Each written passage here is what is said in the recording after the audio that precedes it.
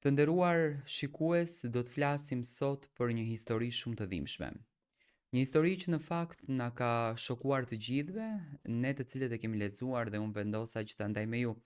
Do t'ju duket e pabesueshme, dy të rinj që kanë njohur njëri tjetrin në orar të punës, por më besoni që është e vërtetë. Nuk do të harroj kur ditën e parë që e pash.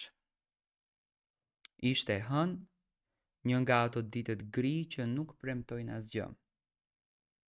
Hyra në zyrë me një filxhan kafeje në dorë, gjysmë e përgjumur dhe pa asnjë pritshmëri. Ai ishte aty, i ulur përballë dritës, me një buzëqeshje që më ndaloi frymën për një sekond. Sa po ishte punësuar si analist i ri dhe shefja, na prezantoi me një ton rutine, por diçka si në mënyrën si më pa më bëri të ndjej një dridhje të çuditshme në stomakun tim. Në fillim ishte thjesht kuriozitet. Pastaj filloi që të bëhej krejtësisht diçka tjetër. Në drekë ndanim tavolinën, qeshnim me gjëra të përditshme. E ndonjëherë prekeshim pa u dashur. Dhe ajo prekje e lehtë më përvolonte në shpirt. Kishte një butësi në zërin e tij, një ngrohtësi që më bënte të ndihesha sikur e njihja prej kohësh këtë njeri. Ishte një ndjesie pa shpjegueshme, si një kujtim i humbur që më trokiste diku brenda në shpirt. Kaluan javët, më ftonte për kafe pas pune, më shoqëronte deri te makina.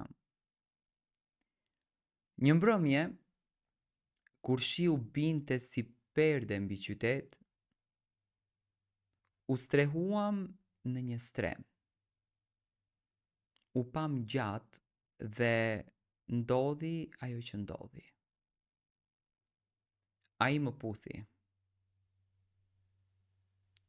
Dhe kjo puthja më dridhi tërësisht. Ishte si një rufe që më përshkoi nga koka te këmbët.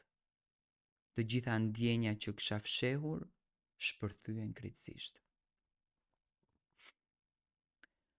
Filluam të dilnim fshehur azi. Në punë përpiqeshim të silleshim normalisht, por çdo herë që shiheshim në sy, unë ndjeja si dikur bota ndalonte për një çast. Ishte si një ëndër, një dashuri që po më ziente pa më pyetur. E doja, o Zot sa shumë e doja atë njeri. Nuk e kisha ndjerë kur veten aq të gjallë. Por lumturia ime zgjati shumë pak. Një pasdite mora një telefonat nga nëna. Ishte e çuditshme sepse zëri i saj dridhej pafund. Tha se donte të më takonte urgjentisht. Kur shkova, ajo ishte ulur në tryezë, me një dosje të vjetër në dorë dhe me sytë e mbushur me lot. Më fal, më tha me një zë që mezi dëgjohej. Ka diçka që duhet ta dish përpara se të jetë shumë vonë. Nuk e kuptova, ula përballë saj dhe ajo më dha një fotografi të vjetër. Në foto ishte ajo, e re dhe një foshnjë në krah. Ky është vllau yt, më tha. Lindi përpara se unë të martohesha me babain tënd. S'kam folur kur për të. U detyrova ta lija për birësim. Isha shumë e re dhe familja ime s'më la rrugë tjetër. Ai djalë është gjaku yt.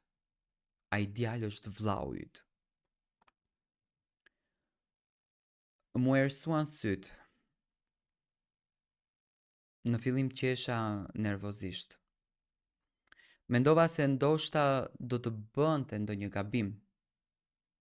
Por kur ajo më tregoi dokumentet, emrin e djalit, datën e lindjes, vendin se ku ishte birësuar, të gjitha përputheshin me emrin e tij, i dashuri im, apo thënë shqip, kolegu im i punës. Mu duk sikur toka më iku nga këmbët. Ndjeva një ftohtësi që më ngriu zemrën krejt. Su ndjeva dot më. Gjithçka që kisha ndërtuar në mendjen time u shëmp brenda një çasti. Kisha dashur pa e ditur vllaun tim. Nuk e di si dola nga shtëpia atë natë.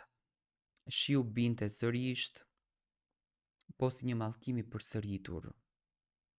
Eca pa drejti, me mpir, me duart që më dridheshin.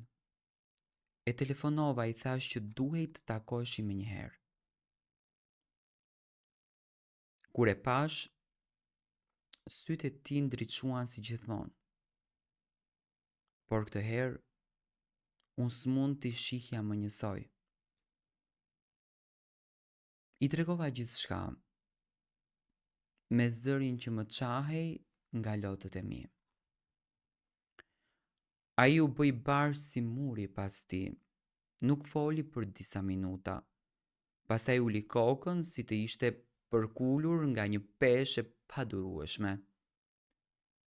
E dija, më tha më në fund. Kisha gjetur disa dokumente para disa ditësh. S'kisha guximin që unë të ta thosha. Atë çast zemra ime u ndal. Në heshtje kuptova se s'kishim më rrugtim kthim pas. Dashuria jon ishte e ndalur, e shenjuar që në fillim. Një mëkat që fati kishte thurur pa mëshirë. E lash pa thënë më asgjë. Qava gjithë natën. Nuk kishte britme që të më mjaftonte për të më nxjerrë atë dhimbje. Ndonjëherë ndjej akoma aromën e tij, sidomos në mëngjeset kur bieshi. Dhe çdo herë që ndjej, pika lotit në fytyrë kujtoj buzët e tij. Dhe më përvolon fakti se gjaku im ishte ai që unë e doja. Sot kanë kaluar muaj, se kam parë më. Në punë kërkova transferim. Nëna është ende e shkatruar nga faji. Unë përpiqem të jetoj me diçka brenda meje që ka vdekur që atë ditë. Nuk është e lehtë të jetosh me kujtimin e një dashurie që s'mund të ekzistojë. Nuk është e lehtë të harrosh dikë. Për ironi të fatit është pjesë e teje në kuptimin më të dhimbshëm që ekziston. Ndonjëherë e pyes veten, a ishte dashuria jon një gabim apo thjesht një lojë mizore e universit që deshit na takonte vetëm për të na ndarë përgjithmonë. Unë se di më ç'është faji, por faji e di ç'është fati. Di vetëm se çdo stre ku bie shi, unë e ndjej praninë e tij.